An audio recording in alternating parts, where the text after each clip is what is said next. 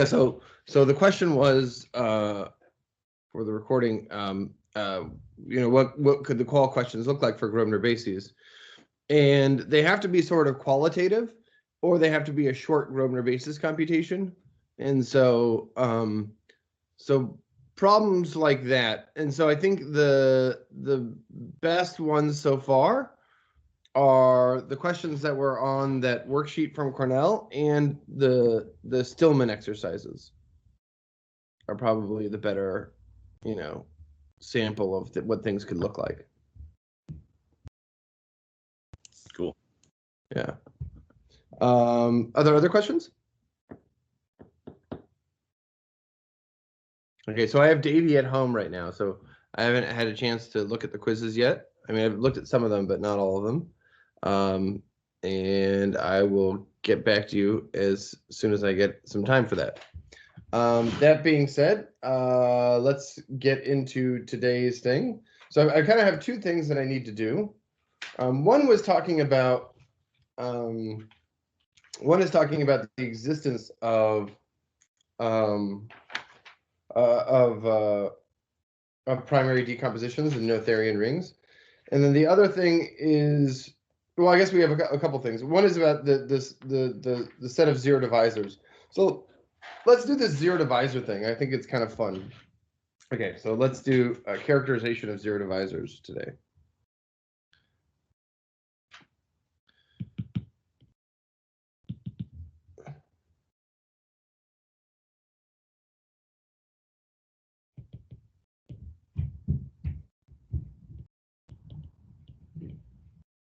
Zero divisors.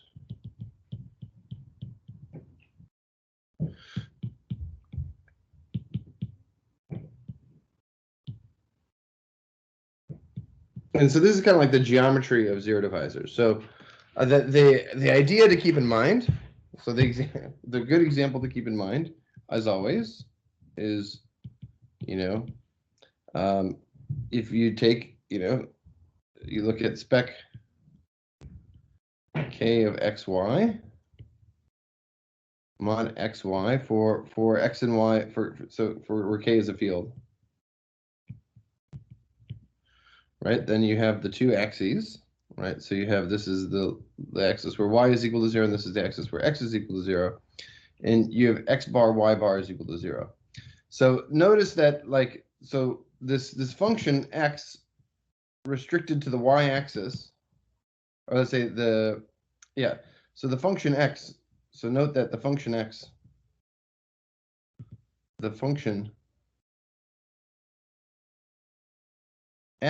when restricted to the y-axis,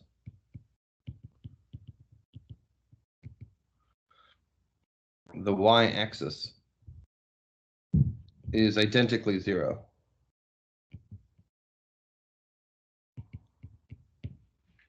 Okay, because that's, well, you're setting x exactly equal to 0. And so that's pretty much what all zero divisors could be.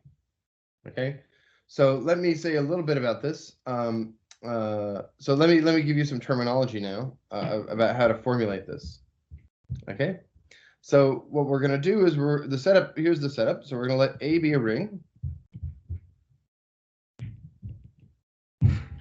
And we're going to let Q, or let's let 0 be Q1 intersect Q2 intersect ... intersect Qn, be a primary decomposition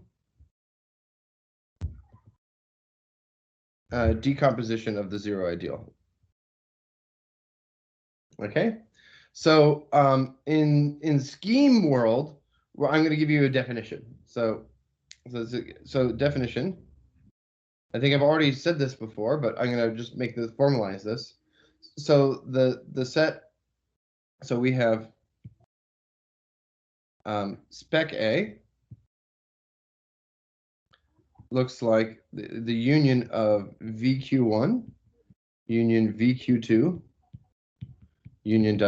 union VQN, and the VIs, the VQIs, are called the irreducible components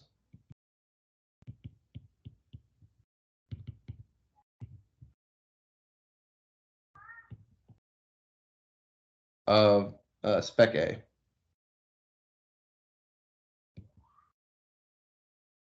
Okay, so we use the algebra to define what the geometry terminology should be. Okay, and I just want you to note that we already saw this, but so VQI is isomorphic to spec of A mod QI. Okay, so all right, so like in our example,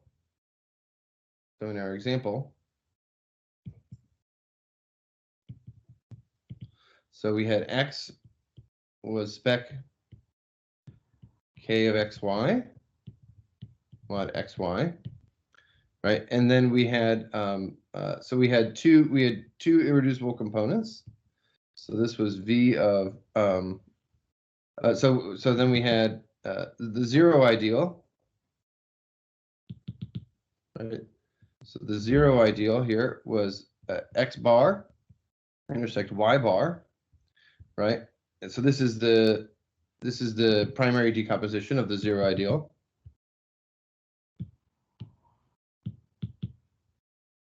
Oh, what the heck?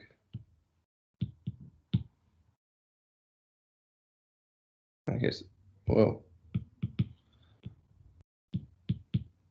So this is the primary decomposition. Okay, and so this gives us that, X is X1 union X2, where X1 is V of X bar and X2 is V of Y bar. Okay, and so these two components. X1 is where X is equal to 0 there, then X2.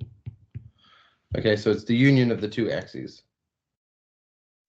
Okay, so okay, so let's say something else. So let's give a definition. Maybe I could make a little comment about this here. So I just want to remind you that so the decomposition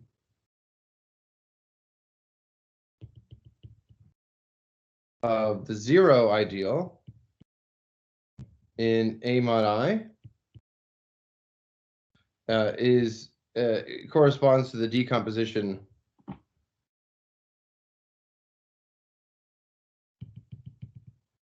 of I in A. So if I looks like Q1 intersects Q2 intersects Qn, right? Then 0 here looks like Q1 bar intersects Q2 bar intersects Qn bar. Okay, so you can either decompose the ideal and then talk about these things being the components, right? Or you can decompose, you can either decompose the ideal without quotienting or decompose the ideal with quotienting, and the information is equivalent. Okay, so just kind of a reminder or fact. Okay. Okay, so all right, so now let me give you a definition. Okay, so with A as above, with A and Q1, Q2, and Qn as above. So again, these Qs, we're really working with the Q bars in this perspective here. Okay. So, but I'm not using the Q bars everywhere because that would be annoying.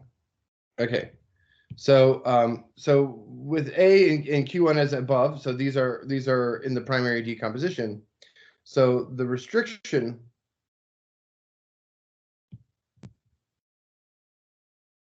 well, I guess we can just make this even more. Let's do this more generally, actually.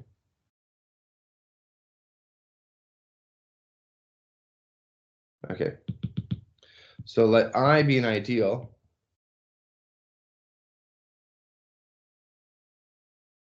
of A. So the restriction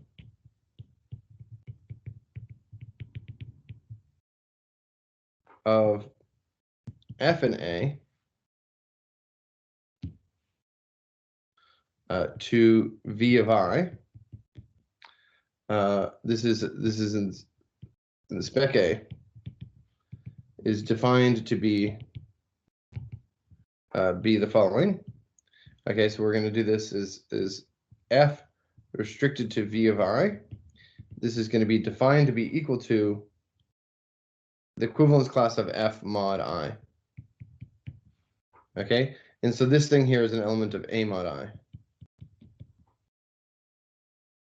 Okay, so the idea is that if you want to restrict to some subscheme, so if you have X, or here's spec A, and you have some subscheme like this, so this may be V of I. So then the restriction to V of I, so F restricted to V of I, this thing is just modding out by I. Okay, and then here's kind of like one picture of this. So this is me. Yeah, what's up? I was just gonna ask you why write the V and then you didn't write the V in your picture. Why write the V here? Right, because you're just saying F restricted to V of I, but the information is It's all algebraic. Okay, so down in the picture you just have the I. I just didn't know if that was. Well, I have V of I here. F restricted to. Sorry, V of I. Yeah, F restricted to. Sorry, I should have written. That's kind of abusive. I should have written V of I here. But people probably do write V. They do write V subscript I, but that's probably better to write like this. Sorry. Yeah. Okay, but I'm kind of viewing it as a restriction to a sub thing, and so in particular, like, so I drew it like a slice here, this V of I, but this V of I could be these are also slices too. So like this x1 and this x2, we can restrict to these components. Okay, it makes sense to restrict to two components. Okay. So because these things are the vanishing of an ideal, so you can restrict to here. And that's what we did at the very, very, very beginning. Like, so you could restrict a function, well, to the place where the function vanishes and it'll be 0. Okay, and so the theorem that I want to prove is that, so this gives a very geometric meaning to what zero divisors are. So the theorem that I want to prove is the following. Okay, it says that zero divisors detect irreducible components. All right, so F in A is a zero divisor if and only if there exists some n. So so let me just say it in words. Some power of it vanishes on an irreducible component. All right, so there exists some non-negative integer. I guess it should be a natural number actually. N in the natural numbers, such that f to the n is identically 0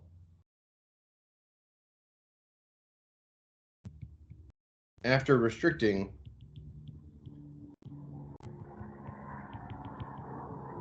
to an irreducible component.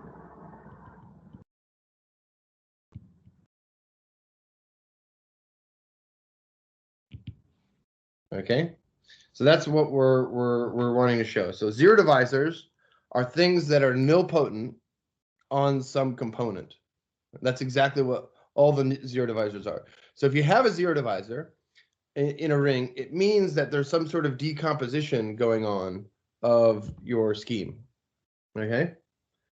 All right. And in particular, we're going to show this by proving the following. So we will actually prove. So let me just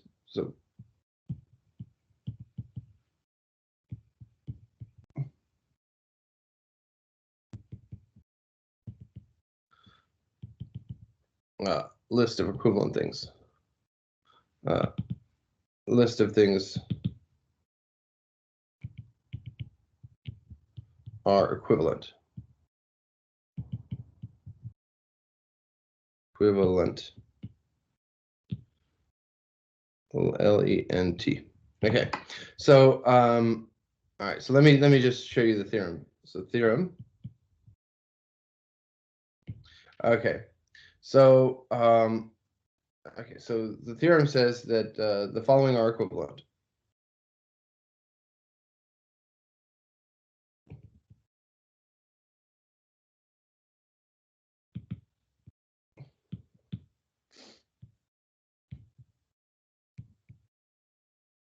Okay, so one is that F is a zero divisor.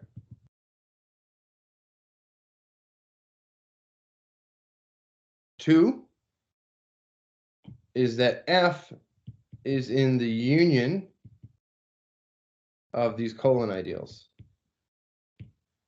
The third thing is that F is in the union of the radical of the colon ideals.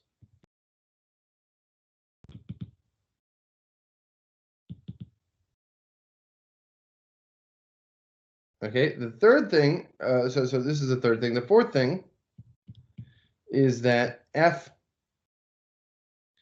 is an element of the union from I is equal to 1 up to n of pi, where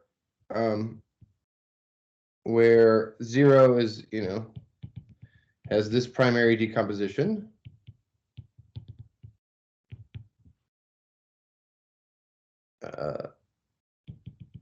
Its primary decomposition, and pi is the radical of qi. So these are the associated prime ideals of the zero ideal. And then 5 is that F to the n vanishes identically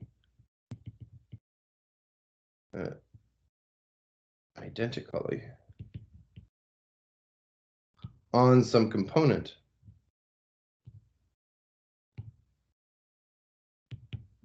of spec of A. Okay, so that's what we're proving are equivalent. So this long list of things. In the last two, is the n intentionally the same, or that's just kind of? This is maybe m. That's not intentionally the same. Okay, for some m.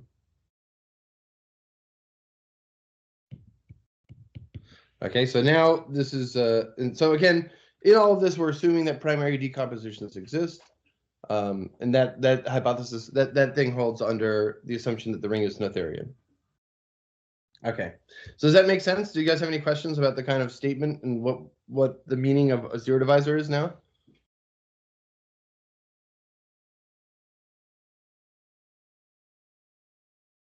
Okay. So let's just go. Let's just start proving things.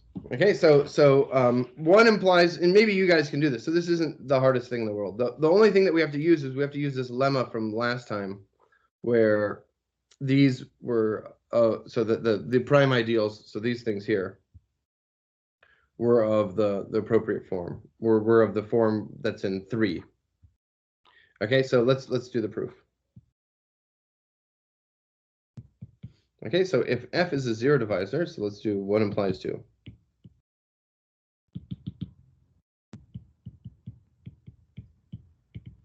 So if F is a zero divisor,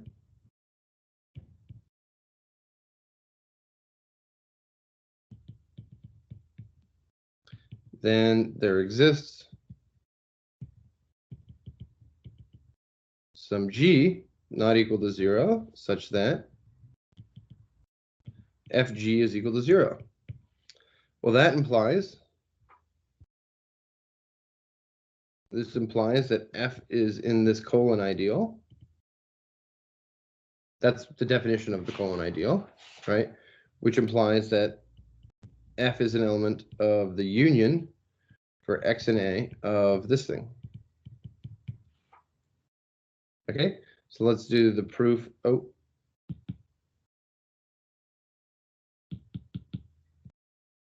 Okay, so let's do the proof of 2 implies 3.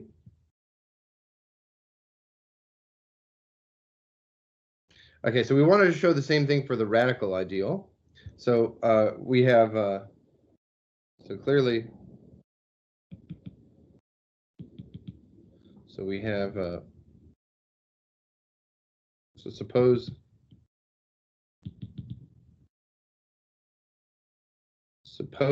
that F is an element of 0x. Then, let's say 0, let's do for a particular one, 0g. Then F is an element of the radical of 0g, because the radical makes the ideal bigger. Right, and so this implies that F is an element of the union for x and a of the radical of 0x. Okay, so let's do 3 implies 4.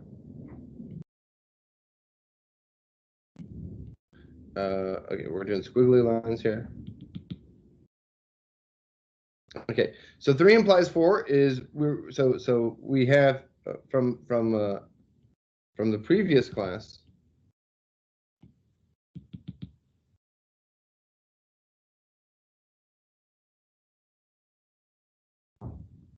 And we've done 3 implies 2 maybe before, right? Also, just a little bit more work maybe, or 3 implies 2. So if you're in the radical, then still 3 nilpotent. 3 should imply in 2 because they're supposed to be the same set. They're supposed to be equivalent. So yeah, I think it gets a little. Does it get confusing? Well, I'm confused right now, so I guess it gets a little confusing.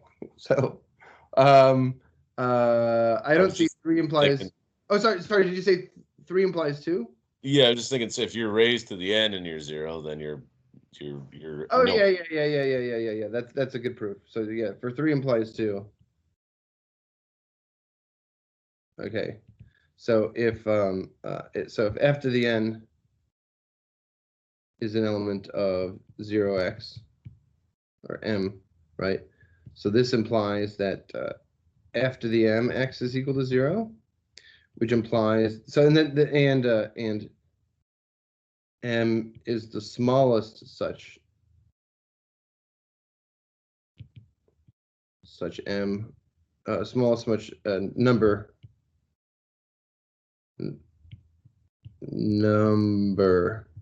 where this is true, then this thing is equal to 0, and which implies that f is an element of 0 f to the m minus 1x. Okay, which implies that that f is in the union of, let's say, 0y for y and a. Yeah, so that's one way to do it. That's correct. Right. Okay. So yeah, well, let's do 3 implies 4. So from the good observation. So from the previous class, we showed that that every associated prime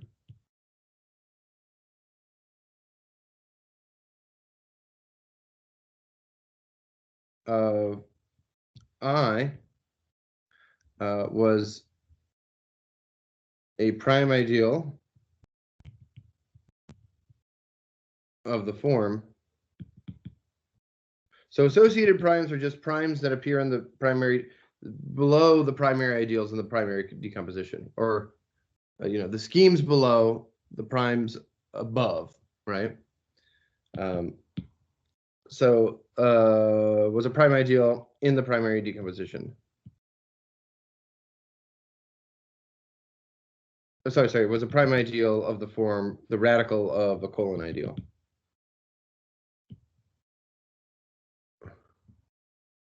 The radical of this. Okay, so this implies that the primes, all associated primes,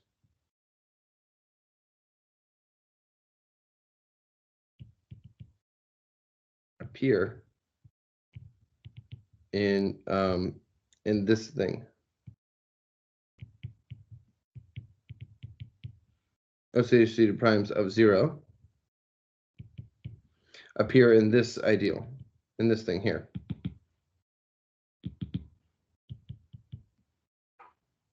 There we go.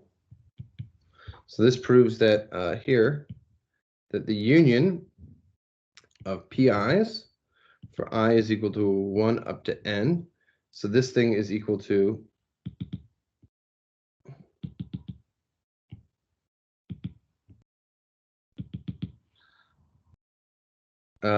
this thing is equal to okay, so this is equal to this is contained in here. X and not an I here, X and A.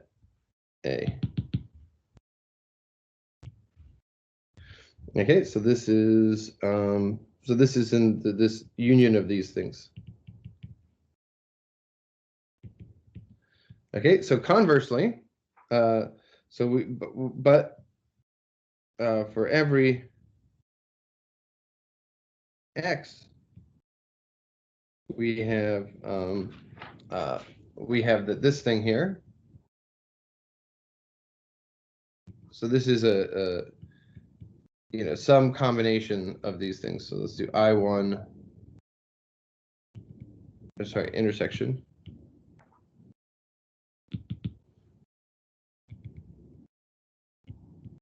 P of IR, for some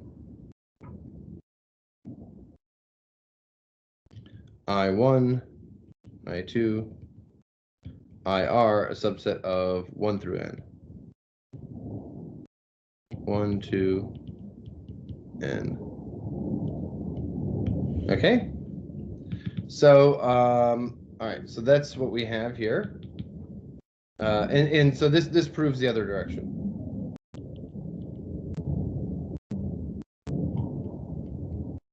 That this thing here.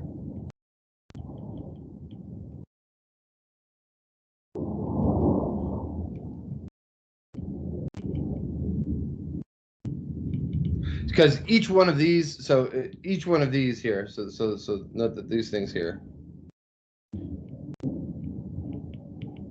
that this thing here this is a subset of Pij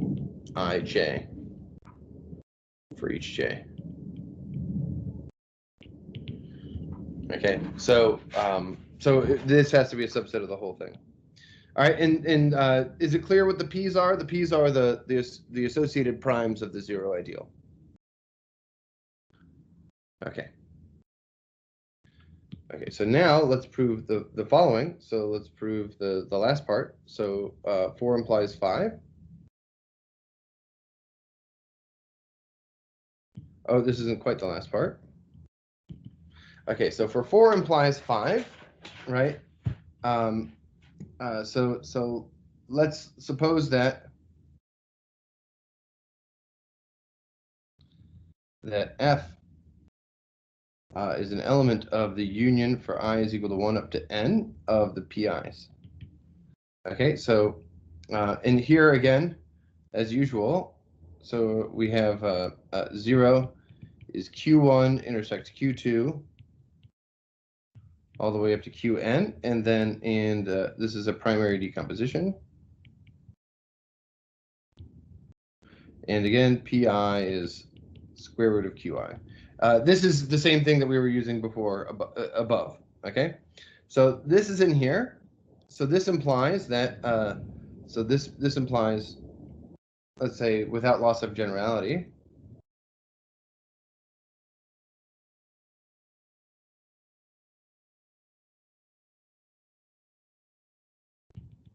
that f is an element of P1, right? Which implies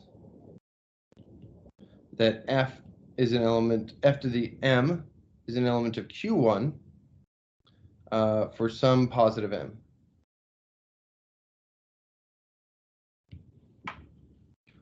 Okay, and so this means that f to the m mod Q1 is equal to 0, right? And this is the definition.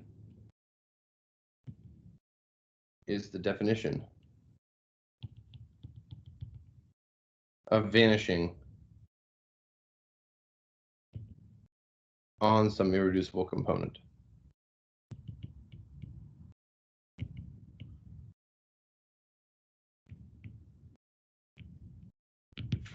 Okay. All right. So the last one, 5 implies 1.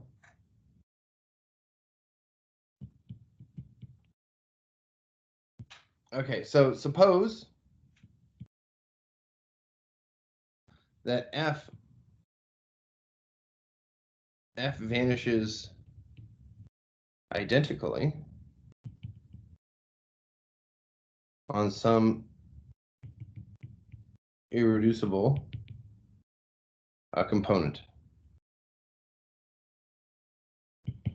Okay, so let's say let's say without loss of generality,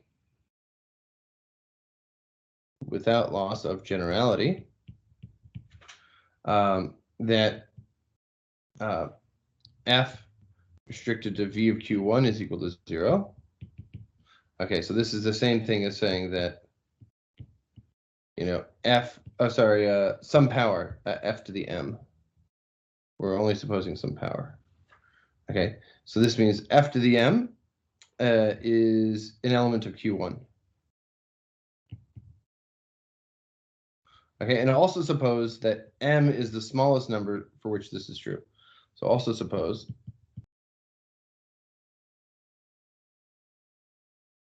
m is the smallest integer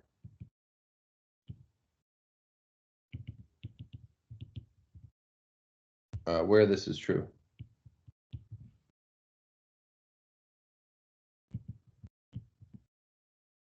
Okay, so i.e. that f to the m minus 1 is not an element of q1. Okay, so now we're going to do the thing. So now we need to show that this f is a zero divisor. Okay, and so what we're going to do is we'll take so by the hypotheses of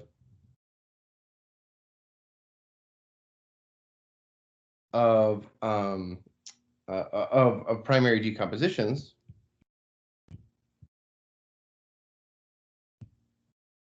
So this is the minimality assumption, right? We're going to just cook up something that is in all the other things, but not the Q1. So X1 to be in Q2 intersect Q3 intersect ... intersect Qn that is not in Q1. Okay. And so this is non-zero by definition, because if it were 0, then it would be in the Q1 ideal. Okay, so this is not equal to 0. Okay, so we have f to the m times x1, right? This thing will be in Q1 intersect Q2 intersect ... intersect Qn. Okay, and this is the 0 ideal. So this implies that f to the m x1 is 0. Okay, and this implies that f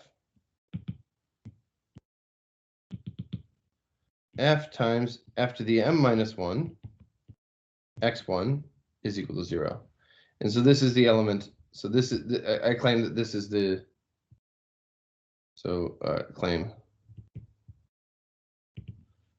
this is the non-zero element.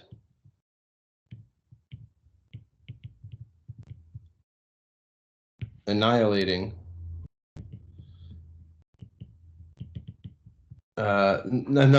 f. So the one thing I didn't check is I didn't check that this was non-zero, and so I don't. Yeah. Question you have by just above where you are, you say something about the hypothesis. I wasn't quite sure. By the hypothesis of primary decomposition. Yeah. So there's one of the hypotheses. Take primary. Huh? Do you mean to say like we can take an X in there like that? Yeah. So part of the definition of primary decomposition was that this condition holds. Right. Essentially, this condition here, this definition is baked into the definition.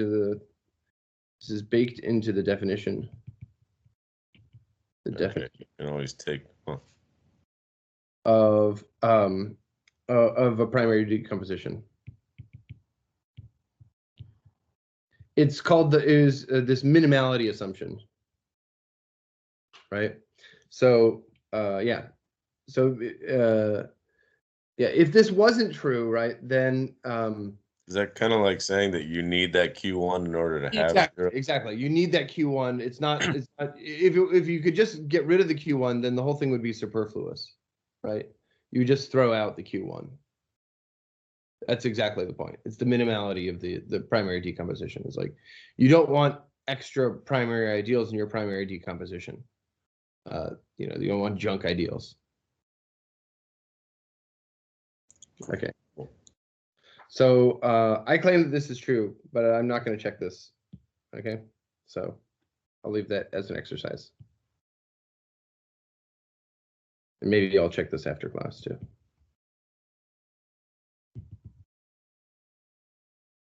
Okay. All right. Any questions about this result? I kind of just burned through this thing. It's probably the best thing to do to understand this is to go through the proof yourself of these equivalences. But it's a pretty good exercise to do.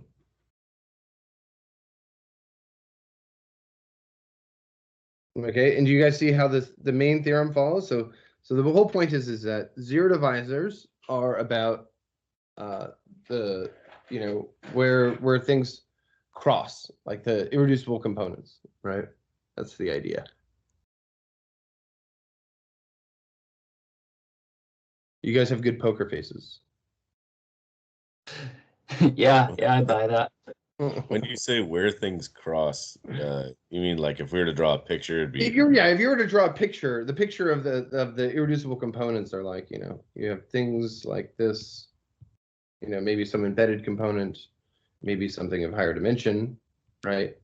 But the reason, the fact that you have irreducible components, right, means that there's going to be some decomposition of your ring. So zero divisors mean that your ring is really kind of built out of multiple pieces somehow, and that's kind of what we're talking about. And yeah. So kind of like the pieces themselves are relatively well behaved. So when you start crossing them, that's when things start equaling zero. Exactly. The pieces themselves are well behaved. The pieces themselves, they only have nilpotence, right? I mean, and then if your scheme is reduced, or your ring is reduced, meaning that it has no nilpotence, then then you get rid of that part, right? So there's the phenomena of like two things from two components meeting, or multiple components meeting, right? And like a function of multiple components meeting and then them being zero, right? So it's like you have functions that vanish, you could have a function that vanishes on here, right? And then you could have a function that vanishes on here and here and here. And then you could have a function that vanishes on here. And then you could have a function that vanishes on here, right? And it's like each one of them on their own. So each one of them is behaved on the complement of the colors. So like the blue thing that vanishes just along the blue thing, if I were going to just look at that function and I were going to restrict it to the red and green piece, it'd be fine, right? But it's like if I multiply all these things together that vanish on each of the pieces individually, right? That's how I get it. That's how I get something, non-zero things that multiply together, only because they, they're from each of the pieces.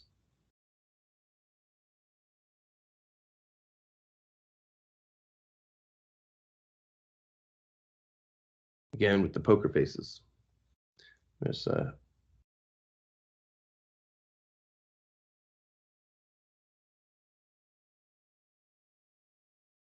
okay. Other questions?